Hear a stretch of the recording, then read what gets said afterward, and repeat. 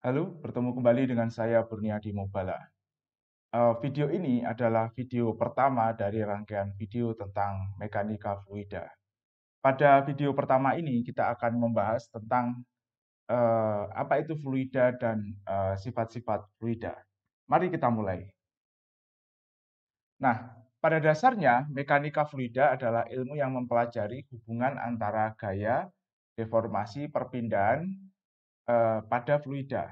Nah, berbeda dengan mekanika benda padat yang bekerja pada benda yang tak berubah bentuknya tidak banyak, pada mekanika fluida kita eh, berhadapan dengan atau kita menangani sebuah zat yang sangat mudah untuk berubah bentuk. Nah, apa sebenarnya yang dimaksud dengan fluida? Mari kita mulai dari nomor satu tentang konsep fluida. Pada dasarnya, fluida itu didefinisikan sebagai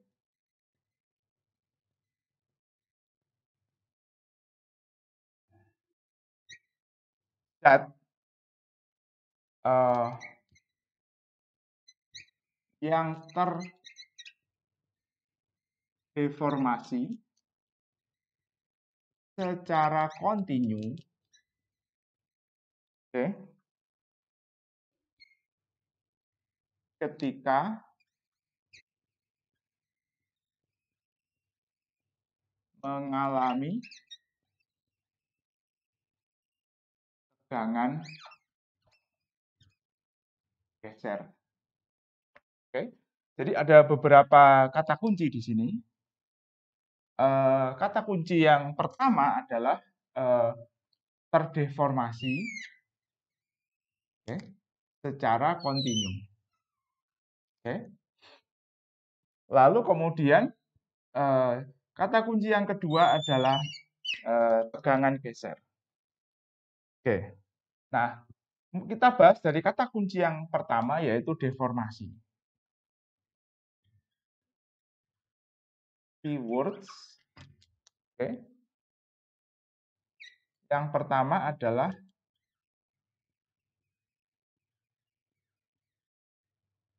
deformasi. Apa ini deformasi? Deformasi adalah perubahan bentuk.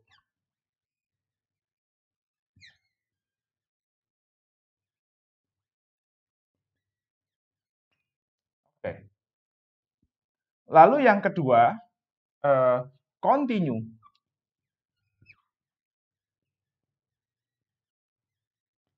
Continue berarti berlangsung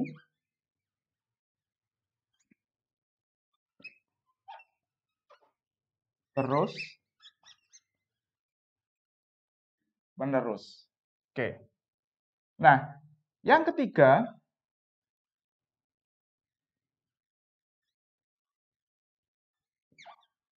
tegangan geser. Oke, apa di tegangan geser?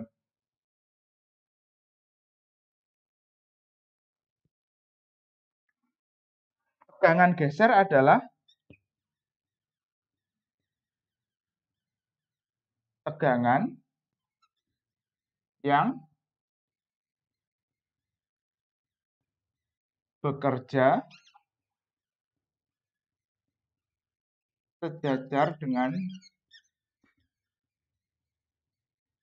permukaan. Oke, baik, kita berikan batas. Ya.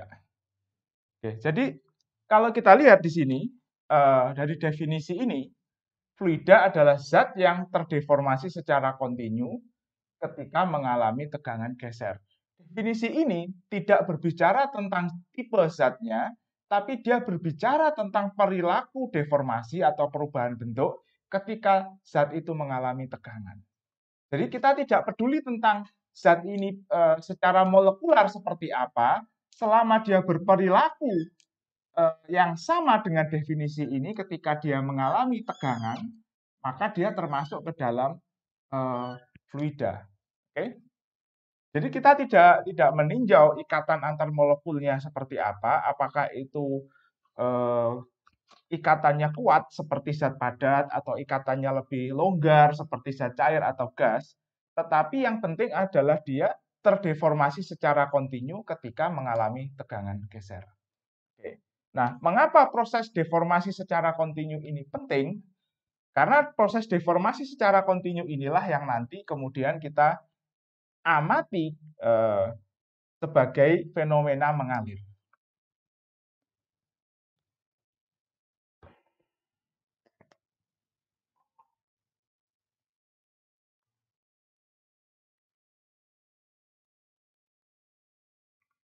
Nah, oke, sebelum kita masuk ke pembahasan lebih lanjut, di sini ada kata kunci yang selanjutnya ya, yang harus kita pisahkan terlebih dahulu. Oke, di sini ada kata kunci tentang tegangan. Oke, kita mendefinisikan tegangan geser sebagai tegangan yang bekerja sejajar permukaan, tapi kita sendiri belum mendefinisikan apa itu tegangan. Nah,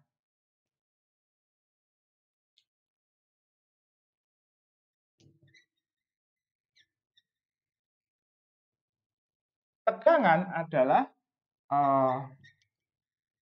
gaya per satuan luas permukaan. Oke. Jadi kalau dia dibilang sejajar, maka ini adalah berarti apa? Tegangan geser ini, maka gayanya adalah kalau kita bilang ini tegangan geser, berarti ini adalah gaya tangensial atau ya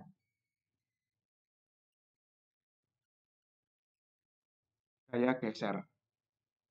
Jadi tegangan geser adalah gaya yang disimpulkan oleh tegangan tangensial, gitu ya, atau gaya tangensial per satuan luas permukaan. Jadi kalau misalkan kita memiliki sebuah permukaan seperti ini, oke, maka arah gesernya adalah arah sejajar permukaan seperti ini.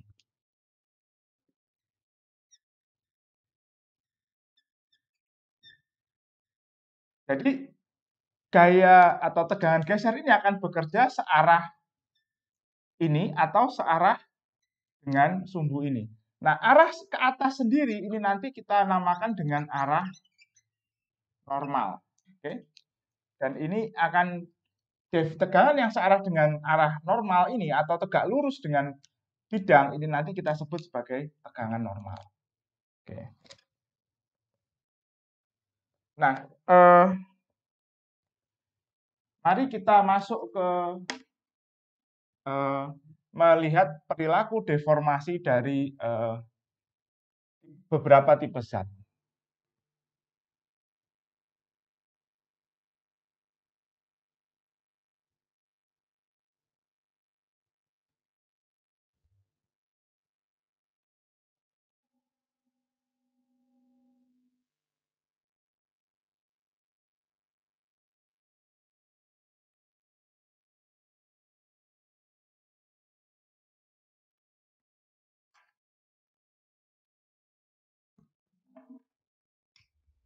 Nah,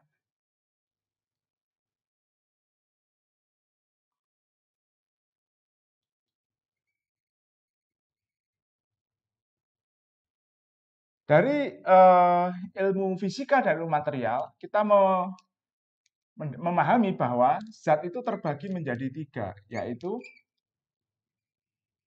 secara umum ya, zat padat, lalu zat cair, dan ketiga adalah gas. Eh, Mari kita tinjau perilaku deformasi zat padat. Oke. Misal ini kita bagi di sini ya.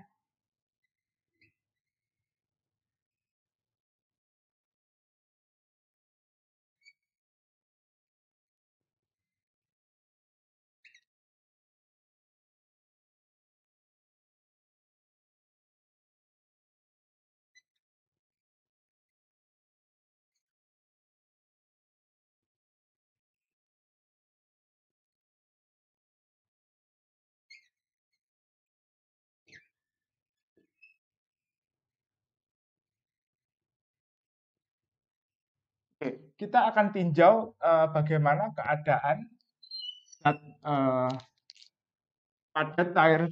padat dan fluida ketika dia sebelum menerima gaya, ketika gaya bekerja, dan setelah gaya berhenti bekerja. Oke. Ini adalah zat padat, oke,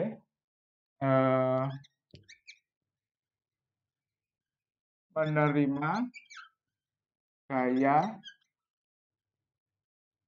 elastik. Oke.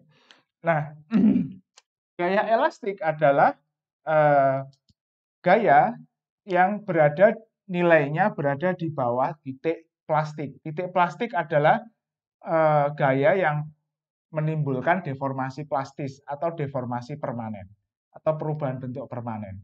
Jadi yang dimaksud dengan gaya elastik ini adalah gaya yang ketika bekerja pada benda, ya, benda padat, dia akan mengalami deformasi. Namun ketika gaya ini selesai bekerja atau berhenti bekerja, bentuk benda padat tersebut masih bisa kembali ke bentuk semula.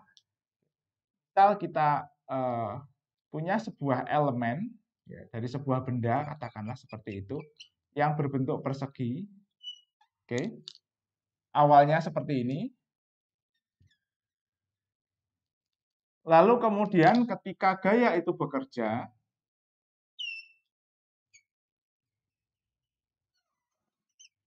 benda ini mengalami perubahan bentuk seperti ini. Gayanya bekerja ke arah horizontal dan bekerja di titik atas benda.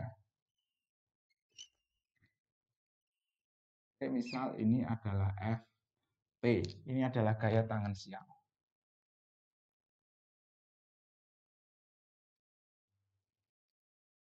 Oke.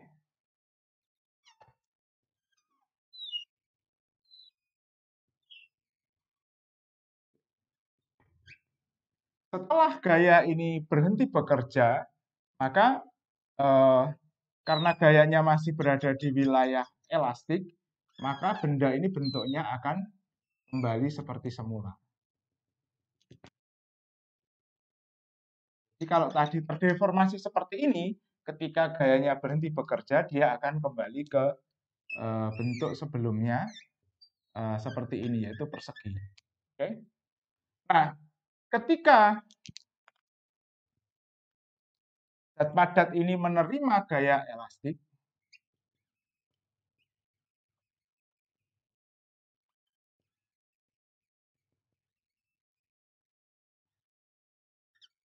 menerima gaya plastik, deformasinya akan permanen. Oke. Jadi misal ini bentuk awal, gitu ya. Lalu kemudian sama ketika ketika menerima gaya, ia terdeformasi. Tapi setelah gaya dihilangkan, karena gayanya sudah masuk ke wilayah plastik, maka deformasinya akan bersifat permanen. Jadi dia tidak kembali ke bentuk semula.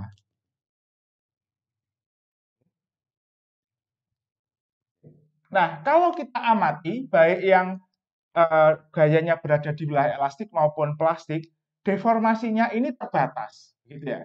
Jadi besarnya deformasi ini terbatas. Oke. Dia pada satu titik akan berhenti. Ketika gaya dihilangkan, dia bisa kembali ke bentuk semula, gitu ya.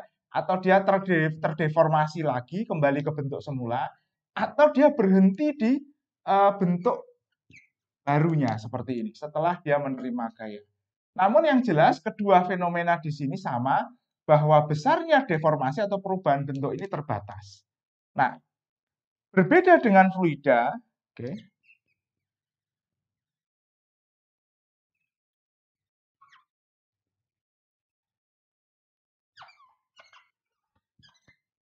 Oke.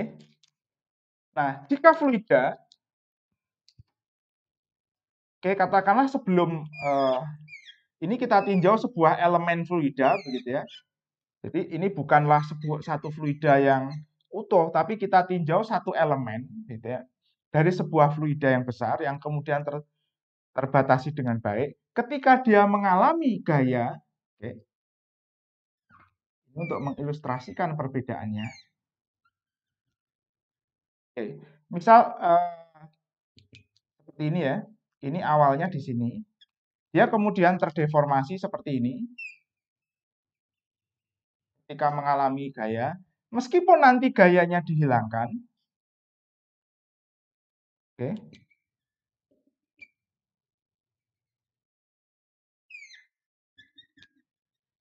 dia masih terdeformasi secara terus-menerus. Oke, jadi deformasinya tetap berlangsung. Meskipun gitu ya. Jadi meskipun gayanya dihilangkan, dia akan terus mengalami deformasi. Jadi inilah yang membedakan antara zat padat dengan fluida. Oke. Jadi ketika gaya ini dihilangkan, deformasinya tetap berjalan. Sedangkan di zat padat, ketika gayanya dihilangkan, dia balik kembali ke bentuk semula, gitu ya. Atau dia tetap berada pada bentuknya yang baru ketika gayanya berada pada wilayah. Jadi inilah perbedaan konsep deformasi antara fluida dengan zat padat. Nah, proses deformasi secara kontinu ini terus, gitu ya, nanti dia akan berdeformasi lagi dan seterusnya, gitu ya. Inilah yang disebut dengan mengalir. Jadi proses mengalir itu bukan hanya proses translasi atau satu elemen atau satu molekul fluida berpindah tempat, akan tetapi dari sudut pandang mekanika, proses mengalir itu sebenarnya adalah proses deformasi yang berlangsung secara terus-menerus atau kontinu.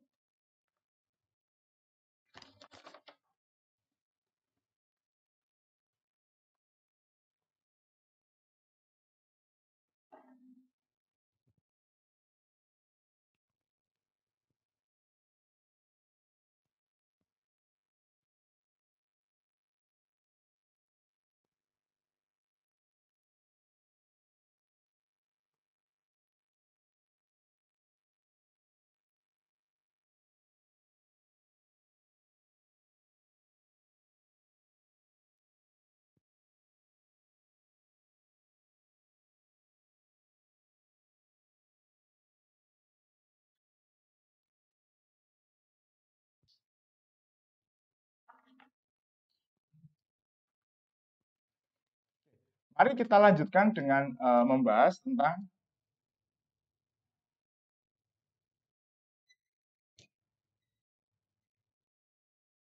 sifat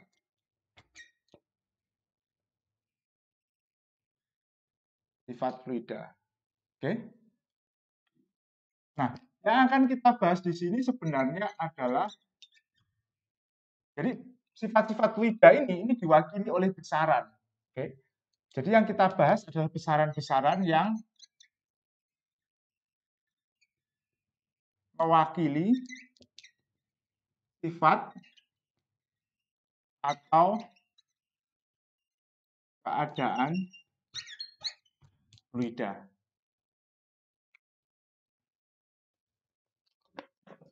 Oke. Yang pertama, 2.1 adalah massa. Jadi sama seperti zat padat, fluida itu memiliki massa. Oh iya, ada satu yang ketinggalan. Dari 3 tipe zat tadi yang biasanya masuk ke dalam fluida adalah gas dan zat cair. Oke. Massa ini disimbolkan dengan M kecil. Oke. Definisinya adalah jumlah zat atau materi yang dikandung oleh suatu benda. Oke. Nah, satuan yang digunakan untuk mengukur massa ini biasanya untuk sistem SI atau sistem internasional biasanya ada gram atau kilogram. Oke. Lalu kemudian di sistem British yang digunakan adalah tulisannya LBM, tapi ini dibaca sebagai pound mass.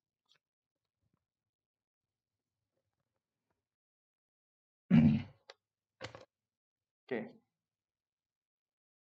Lalu kemudian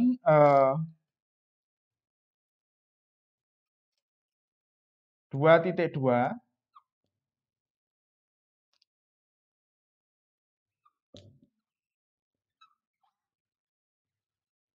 ini adalah volume.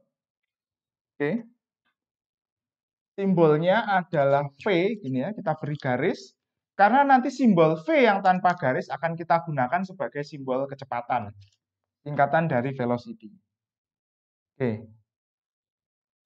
Ini adalah besaran yang mewakili ukuran suatu benda. Oke.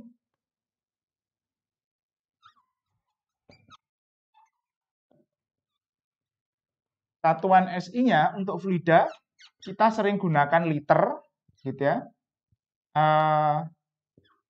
Yang ekivalen dengan desimeter kubik, atau kita sering juga gunakan meter kubik. Oke. Nah, di dalam sistem British kita sering menggunakan feet kubik. Oke. Jadi FT pangkat 3 ini simbol dari feet kubik.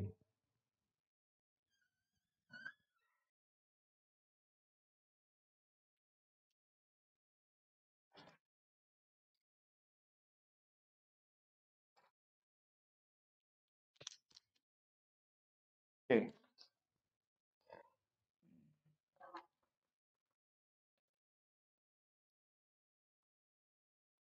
Selanjutnya adalah 2.3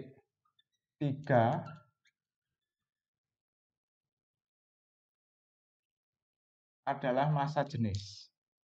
Oke. Massa jenis ini didefinisikan sebagai rasio antara massa benda dengan volume benda. Oke, ini simbolnya yang kita pakai adalah rho. Ya. Jadi secara matematis kita bisa tuliskan bahwa massa jenis itu adalah rho dibagi massa dibagi volume. Oke. Ini formula sederhana ini sebenarnya memiliki catatan bahwa massa jenisnya seragam.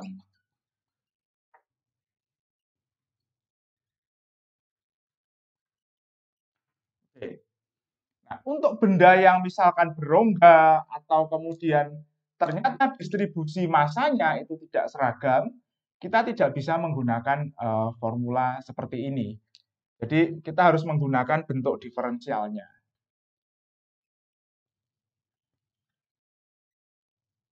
Limit delta V, delta volume menuju 0, delta massa dibagi delta volume. Atau kita tulis sebagai dm per dv. Oke. Jadi ini kalau massa tidak terdistribusi merata. Oke. Lalu kemudian selanjutnya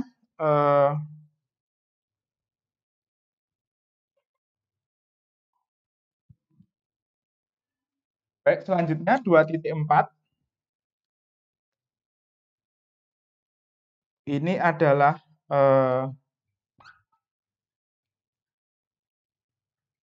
kecepatan, kita simbolkan dengan V, singkatan dari velocity.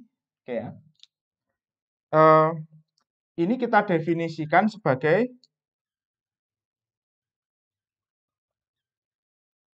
perubahan posisi relatif terhadap perubahan waktu. Oke, secara matematis kita tulis ini formula dasarnya delta X dibagi dengan delta T. Jadi ini adalah perubahan posisi dan ini adalah perubahan waktu. Oke.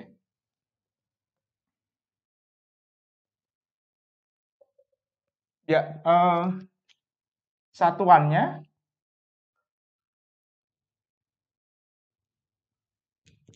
di sistem SI kita sering menggunakan meter per second dan kilometer per hour atau kilometer per jam.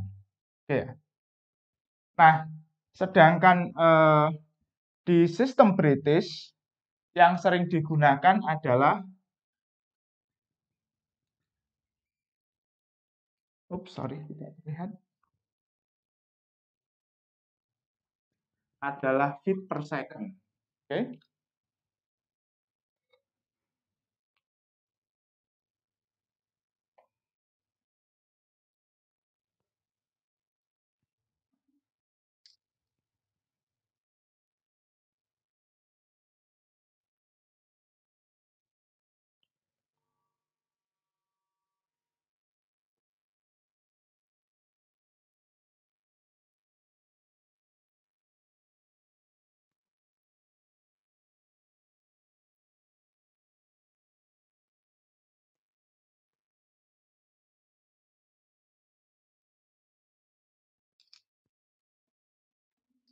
Nah, khusus untuk fluida, sebenarnya ada satu lagi variabel yang mewakili kecepatan atau mewakili perubahan posisi, yaitu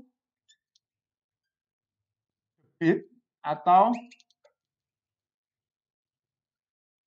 laju aliran volumetrik. Oke. Atau dalam bahasa Inggris kita sebut sebagai volume flow rate.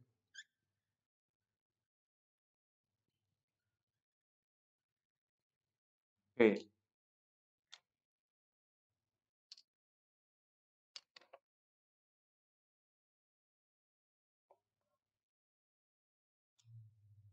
Nah, biasanya fluida itu ketika mengalir, gitu ya,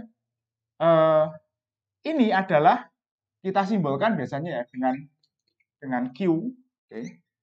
Q ini biasanya kita hitung sebagai kecepatan dikalikan dengan A. Okay. P-nya ini adalah kecepatan, gitu ya. A ini adalah luas penampang aliran. Oke. Jadi misal saya punya sebuah saluran, penampangnya persegi, gitu ya. Lebarnya W. Oke, saluran ini cukup panjang, gitu ya. Lalu kemudian di sini fluidanya mengalir dengan kecepatan V, ya.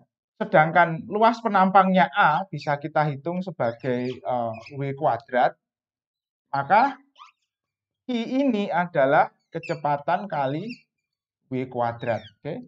Jadi kecepatan aliran fluida di dalam saluran dikalikan luas penampang di mana kita ingin menghitung debitnya. Nah, satuannya di sistem SI yang sering digunakan adalah meter kubik per jam. Oke. Kadang kita sering menemui juga liter per menit. Ya. Di sistem British, ini yang digunakan adalah cubic feet per menit. Ini yang sering digunakan. Oke. Kita hapus dulu.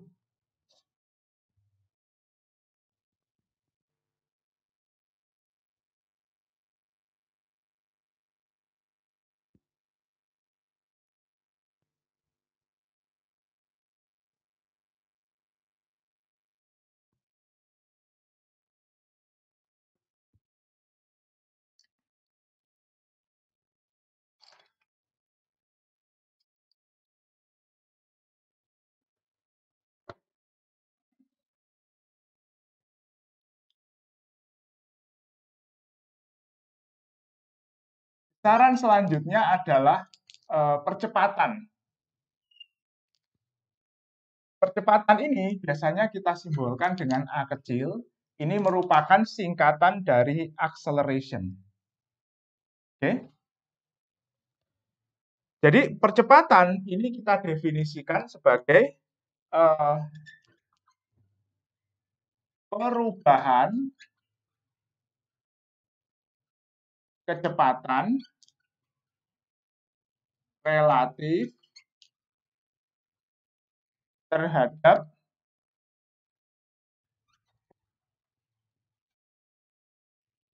perubahan waktu.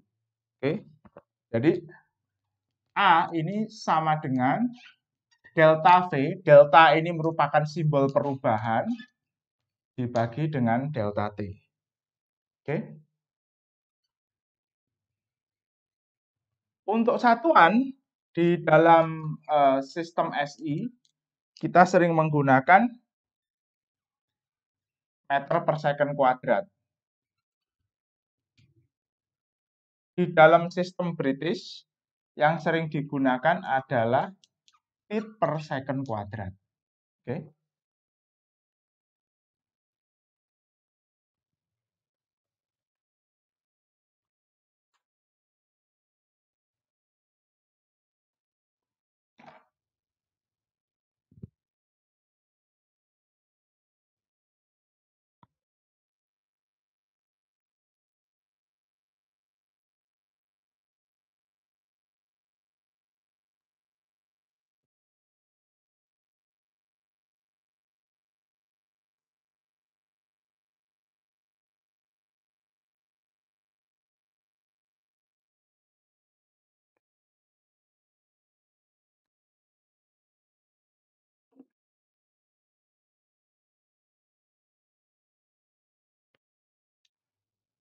Oke. Nah, variabel yang akan atau besaran yang akan kita bahas selanjutnya adalah merupakan variabel yang cukup penting, gitu ya.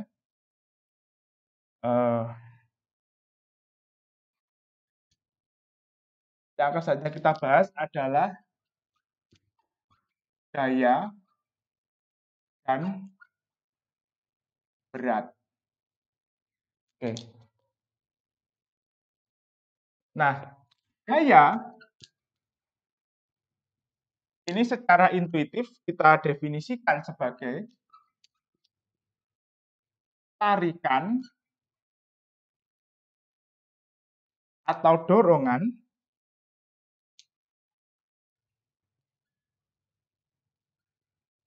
yang diberikan oleh suatu benda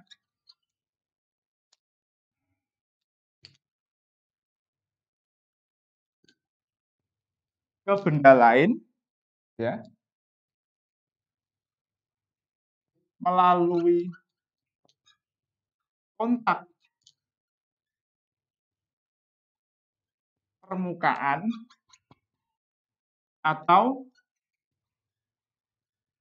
melalui medan. Oke.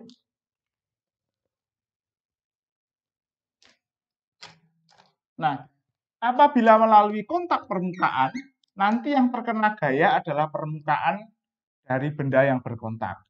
Jika yang melalui medan, biasanya nanti seluruh elemen dari benda tersebut, gitu ya, bagian-bagian di dalamnya juga mengalami gaya. Sehingga kemudian gaya ini kita bagi menjadi dua. Oh, sebelumnya kita bicara dulu tentang satuan. Di sistem SI, kita mengenal satuan gaya itu Newton, gitu ya. Newton ini ekivalen dengan kilogram meter per second kuadrat. Oke. Di dalam satuan British, kita mengenal satuan lbf atau pound force. Oke. Nah,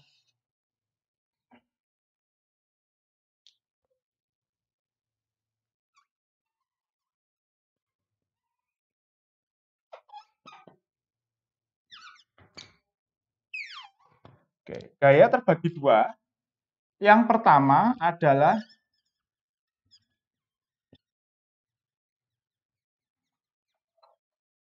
gaya permukaan,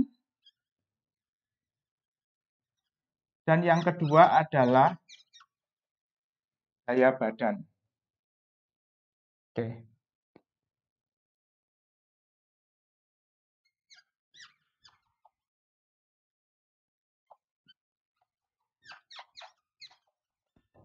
Nah, gaya permukaan ini gaya yang diberikan atau bekerja pada permukaan kontak dua benda. Oke. Jadi, misal ketika kita mendorong sebuah benda, tangan kita kontak dengan benda tersebut, maka kita memberikan gaya permukaan kepada benda itu. Nah, di sisi lain, yang kedua disebut dengan gaya badan. Ini adalah gaya yang bekerja pada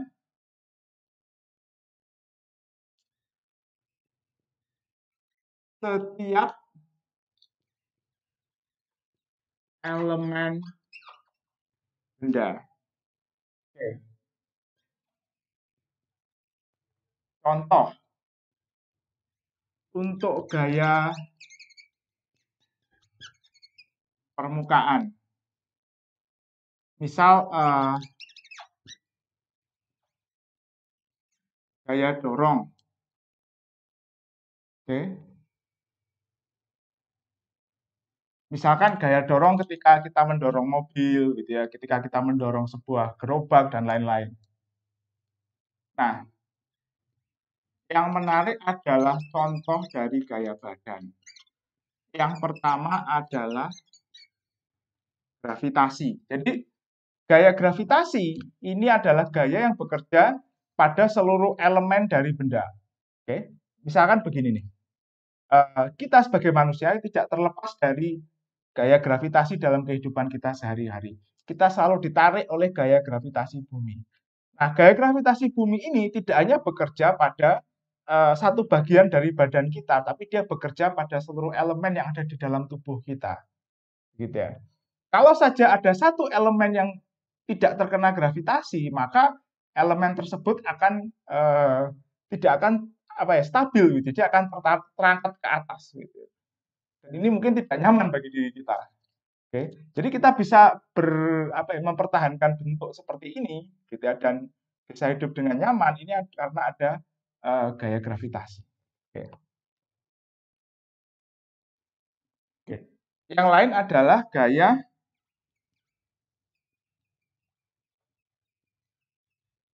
elektrostatik dan gaya magnet. Oke.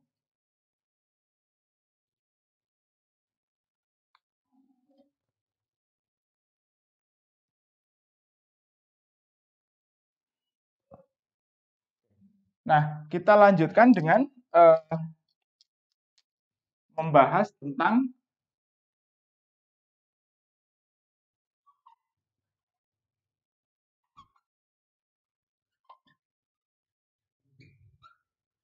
gaya gravitasi. Oke. Mengapa ini penting? Karena pada dasarnya fluida yang kita temui dalam kehidupan sehari-hari atau fluida itu kita temui dalam aplikasi keteknikan, fluida tersebut berada di sekitar permukaan bumi, ya, sehingga gaya gravitasi bumi itu sangat signifikan bekerja pada benda tersebut. Ada memang beberapa kasus di mana gaya gravitasi ini tidak terlalu berpengaruh. Oke. Misal pada aliran gas atau aliran fluida-fluida dengan massa jenis yang relatif kecil di dalam saluran atau di dalam pipa. Oke. Nah, berdasarkan hukum Newton, gaya gravitasi itu dapat ditentukan menggunakan formula seperti ini, M1 M2 per R kuadrat. Jadi ini adalah gaya gravitasi atau tarik-menarik antara dua benda yang bermassa M1 dan bermassa M2 yang titik pusat massanya ini dipisahkan oleh jarak sebesar R. Jadi, jika dua benda berada pada jarak sebesar R memiliki massa M1 dan M2, maka gaya gravitasi yang bekerja sebesar F sama dengan G kali M1, M2 dibagi R kuadrat. Nah, G ini adalah konstanta, nilainya sangat kecil, kali 10 pangkat min 11 Newton meter kuadrat per kilogram kuadrat. Oke. Nah, jadi kalau kita lihat di sini, ya, misal saya punya benda 1 kilogram, jaraknya 1 meter, gitu ya. Nanti ruas kanan ini 1 kali 1 dibagi 1 kuadrat, ini nanti gaya ini sama dengan G. Berarti benda bermassa 1 kilogram, dua benda bermassa 1 kilogram, berada pada jarak 1 meter, dia akan menerima gaya sebesar 6,674 kali 10 pangkat min 11 Newton. Hampir-hampir tidak terasa. Nah, jadi kalau kita lihat di sini, untuk benda-benda yang sering kita temui dalam kehidupan atau kita gunakan dalam kehidupan sehari-hari, gaya gravitasi yang terjadi itu sangat kecil. Nah, baru jika salah satu atau kedua massa ini sangat besar, maka barulah gaya gravitasi ini menjadi signifikan. Oke? Dan benda yang sangat besar yang ada di sekitar kita, gitu ya, adalah bumi.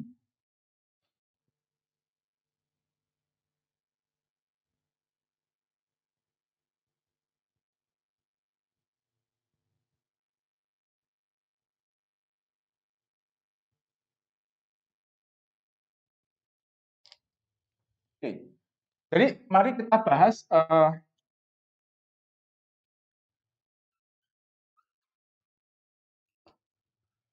gaya gravitasi bumi.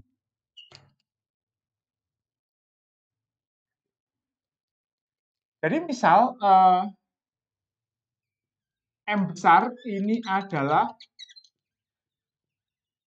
massa bumi, gitu ya. Katakanlah ini saya kasih B, gitu ya, bumi. Lalu kemudian bumi memang bentuknya tidak bola sempurna ya, karena di ekuator dia sedikit lebih lonjong. Tapi katakanlah begini, jarak dari pusat bumi ke permukaan ini kita namai dengan RB, gitu ya. Lalu kemudian misalkan di sini ada sebuah benda, oke? Yang benda itu memiliki titik pusat massanya dan kemudian jarak pusat massa ini ke permukaan bumi ini adalah R, katakanlah begitu. Dan massa benda ini adalah M. Maka gaya gravitasi yang diberikan oleh bumi kepada benda bermassa M ini dapat kita tulis begini. MB kali M dibagi dengan ini adalah jari-jari bumi ditambah jarak benda ke permukaan bumi kuadrat. Ya. Nah, jika kita perhatikan di sini, jari-jari bumi itu kurang lebih sekitar 6.000 kilometer. Oke. Nah, R ini jarak benda ke permukaan bumi biasanya jauh lebih kecil. Oke. Kalaupun kita lihat benda ini sebagai misalkan bangunan tertinggi di dunia, jaraknya hanya beberapa kilometer, gitu. Paling puluhan kilometer, tidak sampai ribuan kilometer. Jadi sebenarnya R, gitu ya, dibagi RB ditambah R ini mendekati 0 karena R perbandingannya sangat kecil. Sehingga R di sini ini bisa kita abaikan. Nah, lalu kemudian ini bisa kita tulis ulang menjadi seperti ini. RB kuadrat dikalikan M. Nah, dari sini kita bisa lihat bahwa suku yang ada di sebelah kiri ini nilainya sama atau konstan. Oke. Meskipun massa bendanya berubah-ubah. Oke ya. Nah, jadi kemudian G kali massa bumi kali jari-jari bumi kuadrat ini kita simbolkan sebagai G. Oke ya. Nah, kalau kita lihat M ini satuannya kilogram, oke. Ini satuannya kilogram. Ini nanti meter kuadrat, oke ya. Lalu G ini adalah Newton, gitu ya. Newton meter kuadrat kilogram kuadrat. Jadi kita bisa jabarkan begini. G ini adalah Newton meter kuadrat kilogram kuadrat. Massa bumi ini kilogram.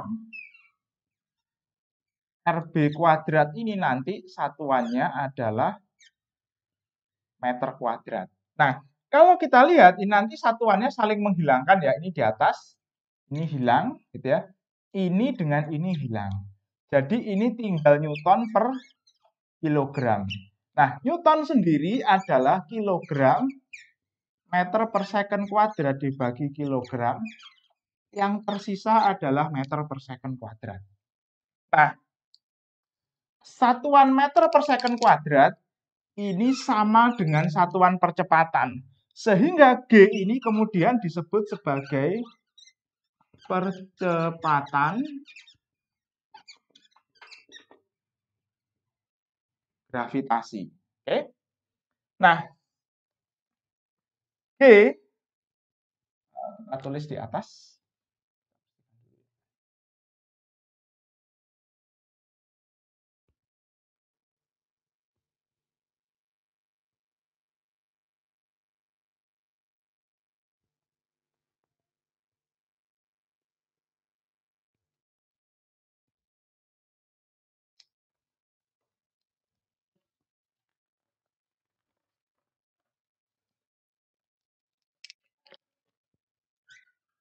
G atau percepatan gravitasi itu di dalam satuan SI nilainya adalah 9,80665 meter per second kuadrat. Oke, sehingga 8. Di satuan British ini nilainya adalah 32,17405 feet per second kuadrat. Oke.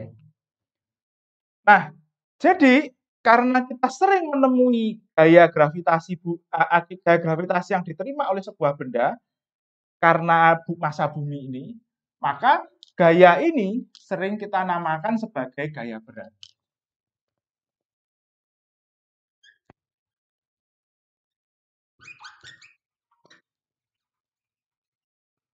Ini satuannya, simbolnya adalah W, singkatan dari weight. Ini kita rumuskan, kita definisikan sebagai massa benda kali percepatan gravitasi. Oke. Nah, jadi kalau misalkan begini, saya punya benda dengan massa 1 kg,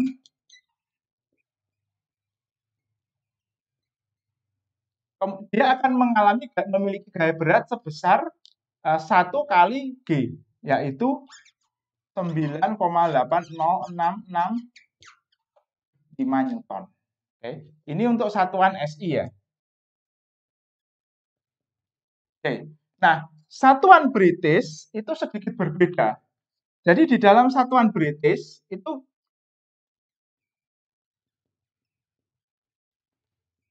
ada konsensus. Katakanlah demikian sederhananya. Apa konsensusnya? Bahwa benda dengan massa 1 pound mass itu mengalami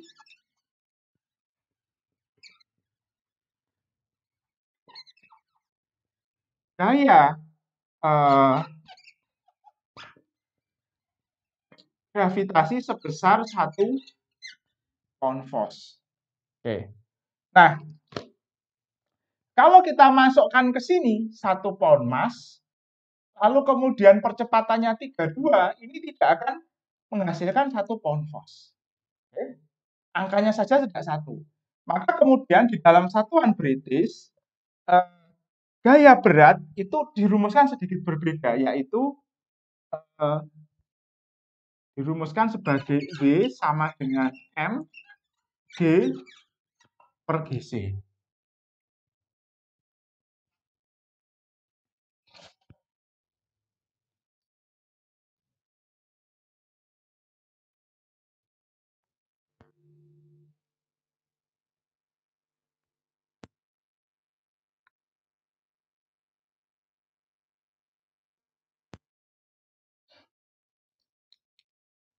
Oke. Nah, di sini ada variabel baru yaitu GC. Kita tulis ulang ya. W sama dengan M G per GC. Ini artinya sama ya. Pemanaannya sama. Ini adalah percepatan gravitasi. Ini massa, tapi ini ada yang baru GC. GC ini adalah konstanta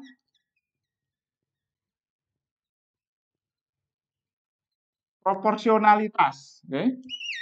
Atau dalam bahasa Inggris disebut sebagai constant of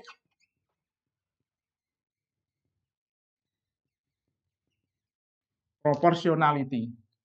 Nah, ini digunakan agar nilai gaya berat yang dihasilkan oleh 1 pound mass itu sama dengan 1 pound force. Nah, GC ini nilainya sama dengan percepatan gravitasi 32,17405 ya. Satuannya sama juga, ini feet per second kuadrat. Oke. Tapi di sini ada pound mass per. Oke. Jadi kalau kita nanti masukkan ke sini gitu ya, untuk menghitung W. Oke. M-nya ini nanti satuannya pound mass. Oke. G ini feet per second kuadrat. GC ini nanti feet per second kuadrat pound mass per pound force. Nah, kalau kita lihat, ini saling menghilangkan, ini menghilangkan dengan ini, maka nanti di sini adalah kalau kita lihat seper ya, seper 1/convos, jadi ini nanti sama dengan convos. Oke. Nah, karena ini nilainya sama ya, 32 juga, jadi nanti kalau ini masanya 1 pound mas, pasti ini nanti akan menghasilkan 1 convos. Oke. Jadi constant of proportionality ini dimasukkan atau diperkenalkan ke dalam persamaan berat agar konsensus ini, ya, konsensus satuan ini dapat terpenuhi. Oke.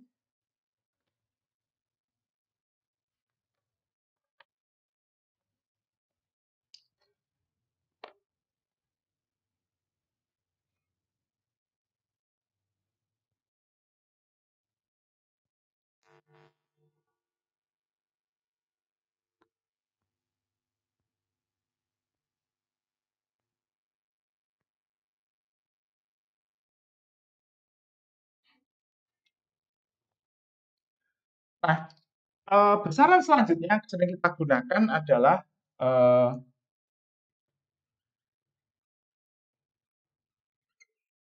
berat jenis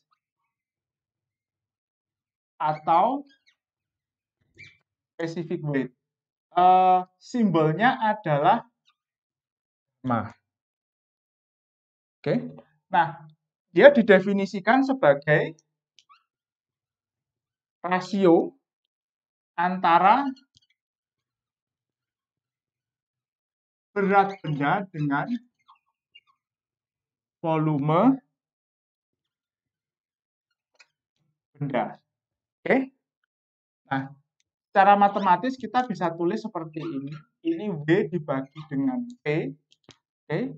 W-nya sama dengan M kali G dibagi dengan V. Oke. M dibagi V ini sama dengan rho, berarti ini rho G. Nah, ini untuk yang satuan SI. Oke. Untuk yang satuan British, ini sampai sini sama. Nah, di sini ini MG per GC dibagi V, ya. M dibagi V-nya rho, ini rho G per GC. Ini untuk satuan British. Oke, nah, satuannya sendiri untuk SI, ini adalah Newton per meter kubik. Untuk British, convos per feet kubik. Oke.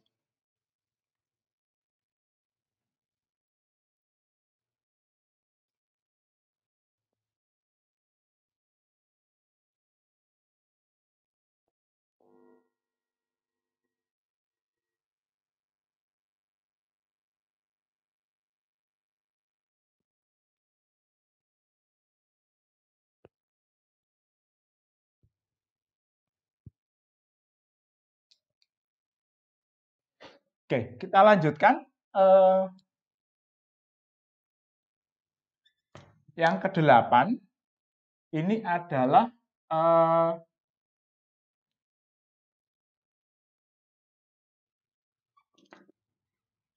gravitasi jenis atau specific gravity. Ini simbolnya adalah SG, singkatan dari specific gravity. Nah, specific gravity ini kita definisikan sebagai rasio massa jenis fluida dengan massa jenis air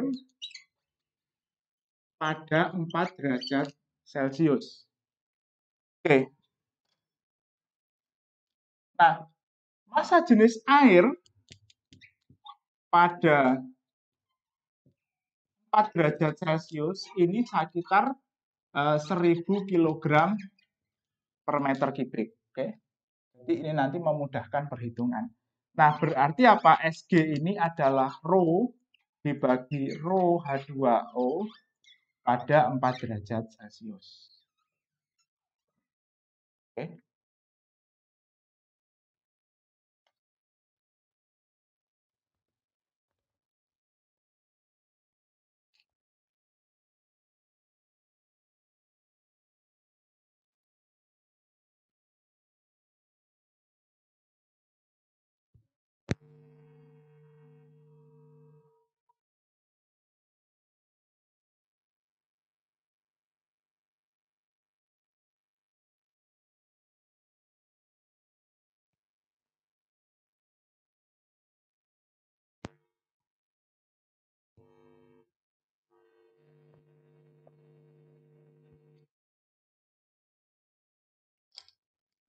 Oke.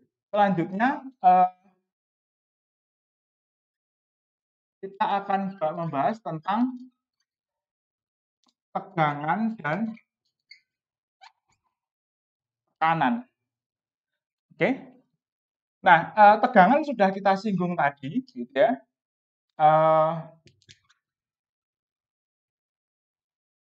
Ini adalah gaya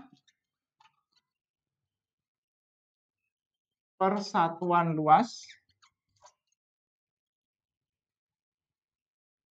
permukaan benda. Oke.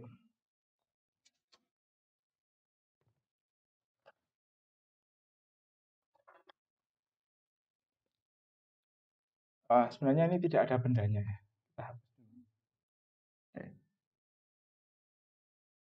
Karena nanti permukaannya ini tergantung kita definisikan di arah mana. Oke. Nah, yang dimaksud dengan permukaan ini adalah permukaan tempat gaya bekerja. Oke. Nah, tegangan ini biasanya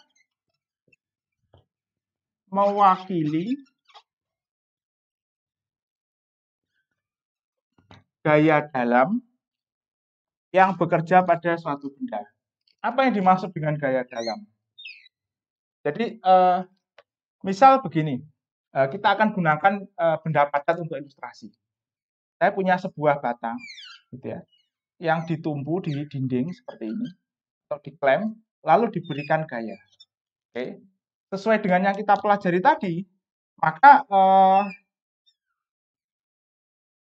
batang ini akan mengalami proses deformasi.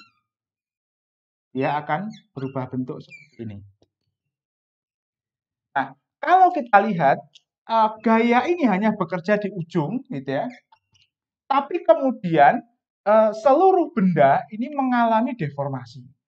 Jadi seolah-olah bahwa gaya F yang bekerja pada ujungnya diteruskan ke setiap elemen benda. Jadi ini seakan-akan setiap elemen benda ini menahan atau gaya yang besarnya ekuivalen dengan gaya F ini.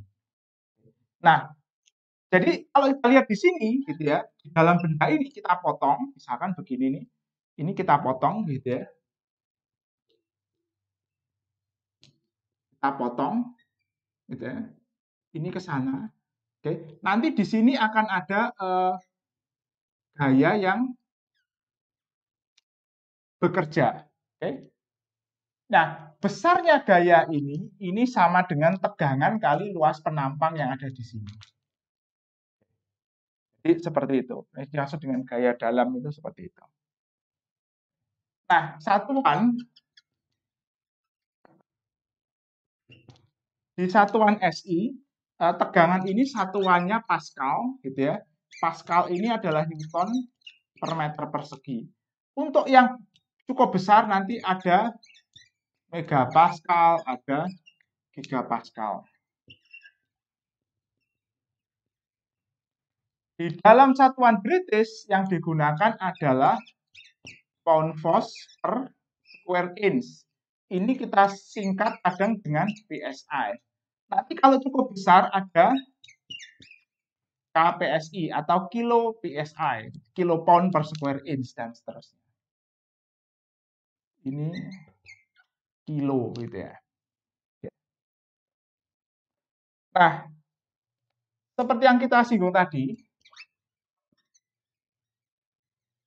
tegangan ini ada dua, berdasarkan orientasi permukaan tempat bekerjanya.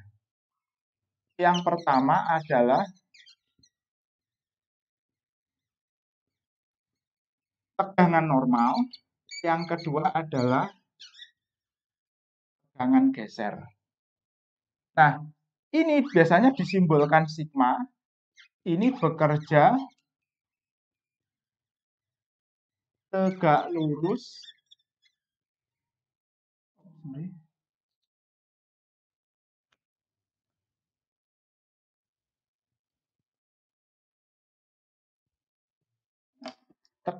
dengan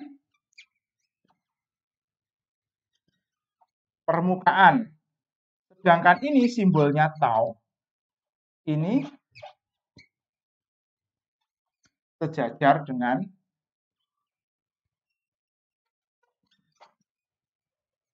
permukaan. Oke.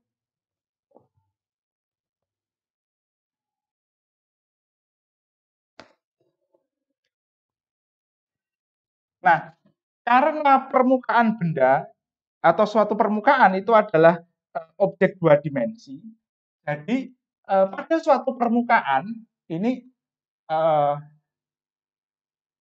gaya geser dapat memiliki dua arah. Oke, jadi kalau misalkan begini ya, kita gambarkan sebuah kubus seperti ini.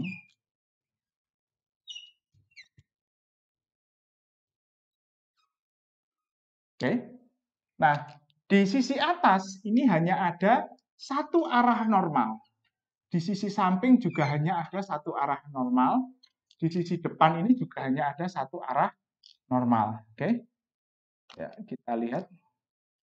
Ini misalkan kita ini ya. Nah, di sisi kiri ini sebenarnya juga hanya ada satu arah normal. Oke, tapi kalau kita lihat untuk arah sejajarnya ini ada dua, bisa arah ke sana dan sesuai dengan sumbu koordinat. Misalkan kita definisikan ini Z, ini X di sana Y. Ini juga sama, ada arah ke sana dan ada arah. Oke. Nah, misalkan begini, ini adalah sigma, gitu ya, yang bekerja pada bidang yang tegak lurus. Oke, bidang ini kan tegak lurus sumbu X, dan ini arahnya searah sumbu X. Oke ya. Kalau ini adalah tegangan normal, ini bidangnya searah sumbu Z, gayanya bekerja searah sumbu Z. Oke. Nah, ini gaya tangan tegangan geser di sini ini berada pada bidang tegak lurus sumbu X dan dia bekerja searah sumbu Z. Nah, sedangkan yang ini dia berada pada bidang tegak lurus sumbu X tapi bekerja searah sumbu Y. Oke. Jadi ini juga sama yang ini. Ini adalah tau di bidang sumbu Z, dia bekerja arah sumbu X. Ini tau di bidang sumbu Z, bekerja arah sumbu Y. Jadi seperti itu. Ada dua orientasi tegangan geser pada satu bidang. Oke. Nah, kita lanjutkan dengan membahas tentang tekanan.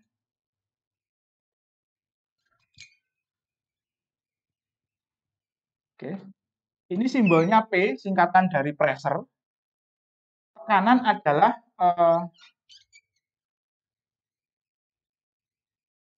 gaya normal per satuan luas permukaan. Jadi sebenarnya tekanan ini juga termasuk kepada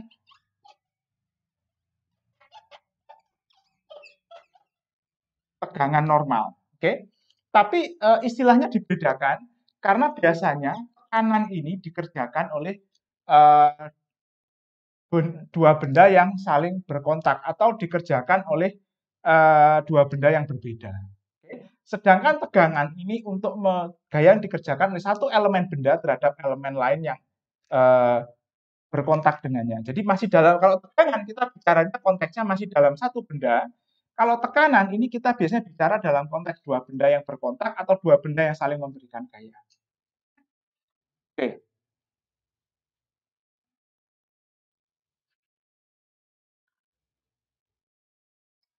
Nah, tekanan ini dapat kita rumuskan sebagai F dibagi dengan A, luas penampang benda. Oke.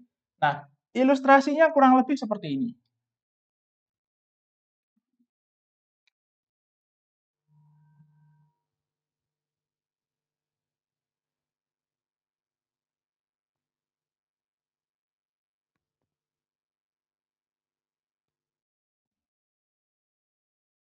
Oke. Jadi, misal kita punya sebuah wadah. Wadah ini kemudian diisi dengan gas, gitu ya. Lalu kemudian ini kita memiliki piston di sini. Ini di dalamnya ini berisi gas, katakanlah begitu.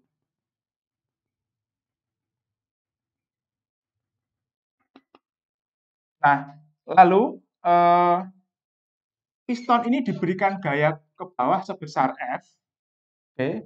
Nah, gaya sebesar F ini pada gilirannya nanti ketika di sisi bawah piston yang berkontak dengan gas, dia akan diteruskan secara merata.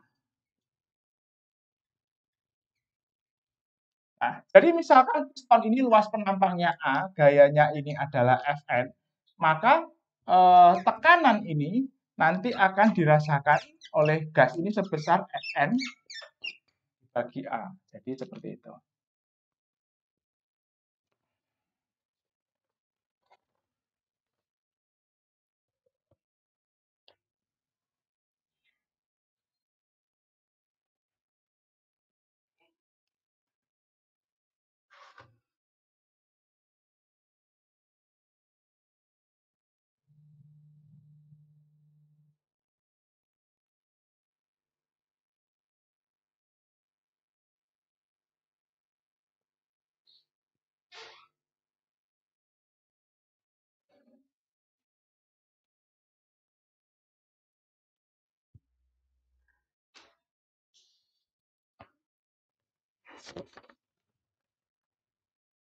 Oke, selanjutnya adalah ini besaran yang penting, gitu ya.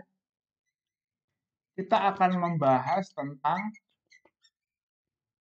viskositas. Ini adalah salah satu, bukan besaran sih, ini adalah sifat, gitu ya. Sifat yang penting yang dimiliki oleh fluida yang disebut sebagai viskositas. Nah, kita sering menerjemahkan viskositas ini menjadi kekentalan. Oke, simbolnya ini adalah mu. Kita baca ini mu. Oke. Nah, jadi viskositas ini adalah ukuran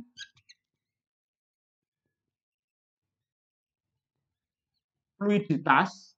Fluiditas itu kita bisa terjemahkan sebagai kealiran, gitu ya. Atau mudah tidaknya fluida tersebut mengalir.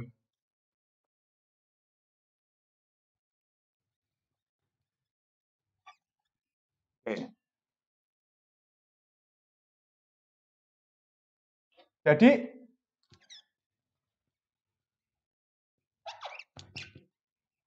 jika viskositas ini besar, maka fluida akan sulit mengalir. Kalau viskositasnya kecil, dia akan mudah mengalir. Nah, sulit dan mudah ini bukan berarti kalau dia tidak lagi terdeformasi kontinu, gitu ya. Akan tetapi laju deformasinya itu lebih kecil. Jadi benda fluida yang viskositasnya tinggi yang sulit mengalir ini nanti laju deformasinya relatif kecil, yang mudah mengalir ini laju deformasinya relatif lebih besar. Oke. Jadi kalau deformasi adalah perubahan bentuk, laju deformasi adalah laju perubahan bentuk per satuan waktu. Nah, istilah lain dari yang lebih teknis dari laju deformasi ini yang sering digunakan istilahnya adalah strain rate atau variabel yang digunakan atau besaran yang digunakan untuk mewakili laju deformasi ini adalah strain rate atau kita sebut sebagai laju peregangan. Nah, apa yang dimaksud dengan strain, gitu ya? Apa ini yang dimaksud dengan strain? Lalu apa itu rate-nya itu seperti apa, gitu ya? Nah, ini akan kita bahas. Jadi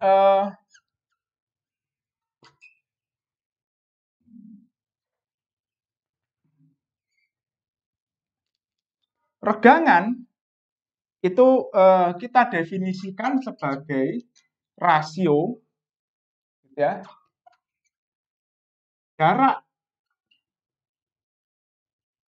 dua titik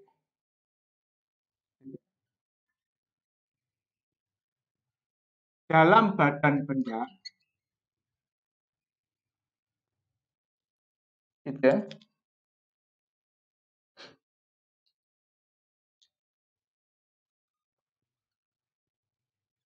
sebelum dan ketika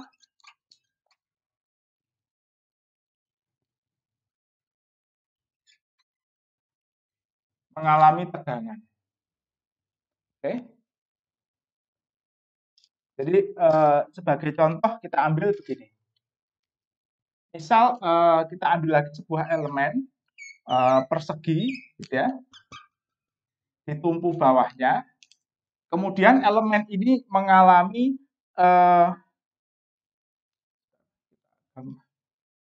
deformasi, gitu ya. Dia terdeformasi seperti ini, oke, karena gaya tangensial, oke. Lalu lajunya bergerak dengan kecepatan sebesar v, katakanlah begitu. Oh, sorry, ini ke arah sumbu x bergerak dengan kecepatan u, katakanlah seperti itu.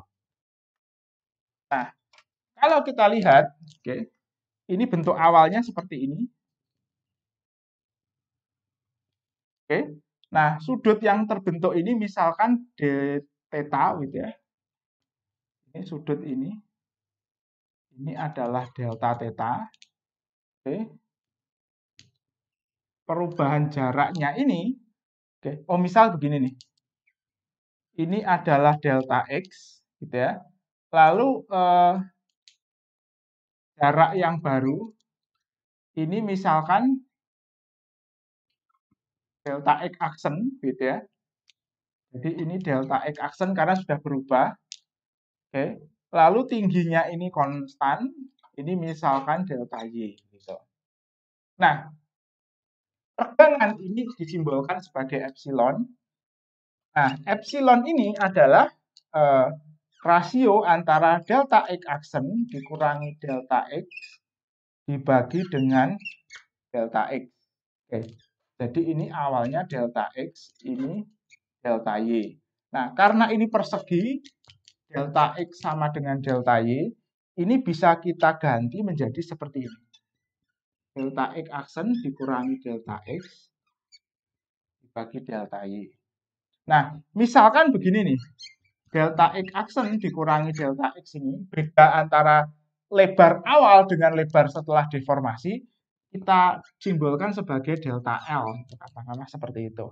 Maka ini kita bisa sederhanakan menjadi delta L per delta Y seperti itu. Nah,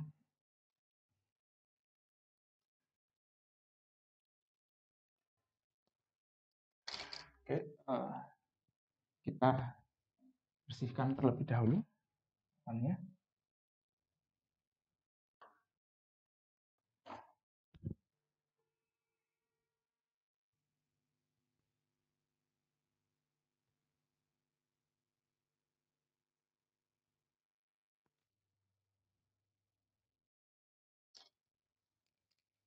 Jadi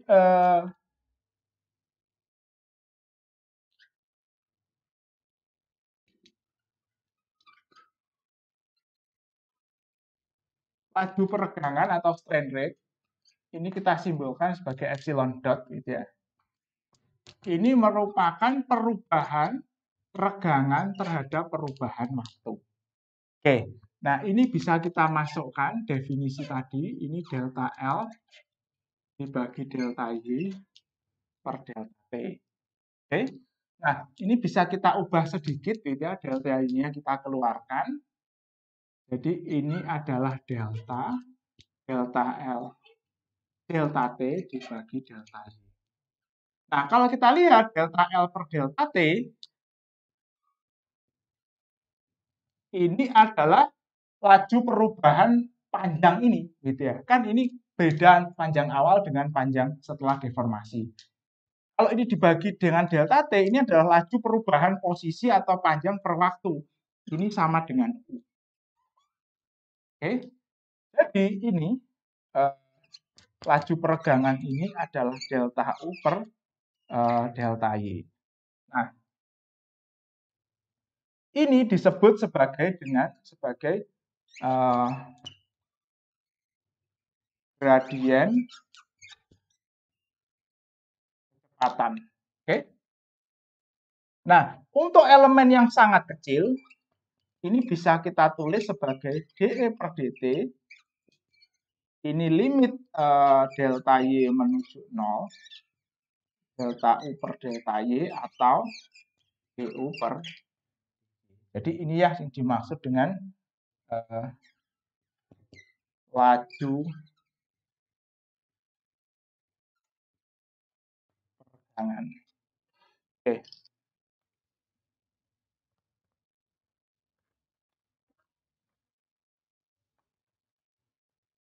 Nah, apa hubungan antara laju peregangan ini dengan viskositas?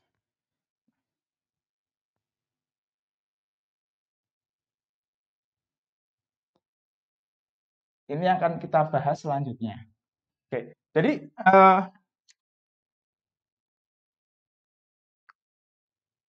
salah satu hukum yang menghubungkan antara laju peregangan dengan viskositas, dengan tegangan geser ini kita disebut sebagai hukum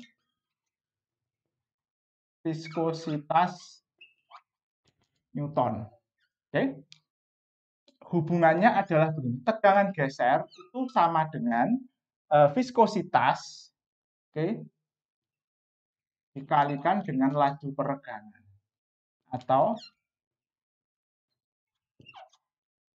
viskositas kali gradien kecepatan. Oke. Nah, jadi dari sini kita bisa lihat bahwa jika viskositas tinggi, gitu ya, untuk tau yang sama, maka dU per dy-nya turun. Oke. Artinya apa kalau dU per dy-nya turun, gradien kecepatannya turun, kecepatannya juga lebih kecil. Nah, kalau viskositas kecil, untuk tau yang sama, dU per dy-nya tinggi. Oke ya. Nah, kalau kita lihat, misalkan ini adalah kurvanya, gitu ya.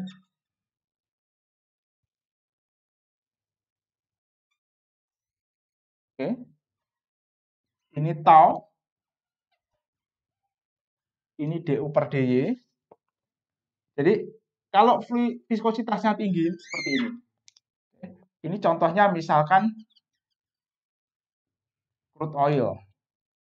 Oke. Air ini agak ke sini.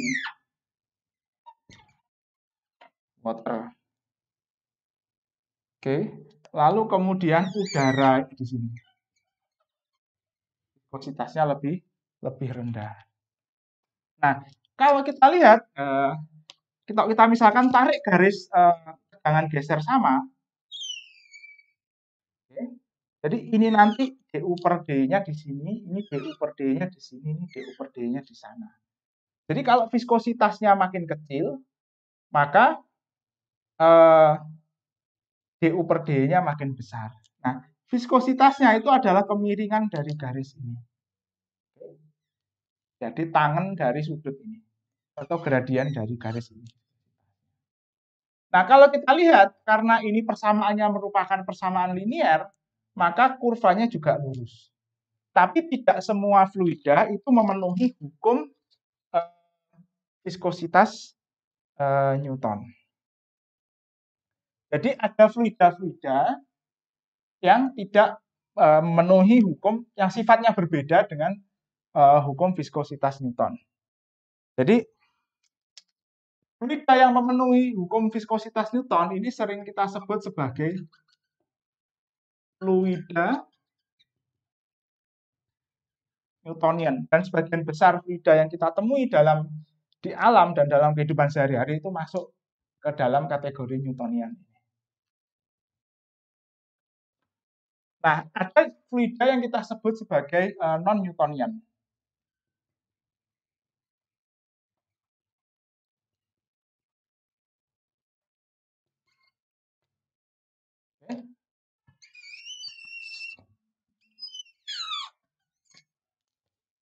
Ini sama DU per DY, ini tau. Kalau Newtonian ini lurus, gitu ya, ini ada yang atau linear, ini ada yang tidak linear. Jadi ada yang begini sifatnya. Oke. Ini yang kita sebut sebagai shear thickening. Di sisi lain ada yang kurvanya di atasnya. Ini adalah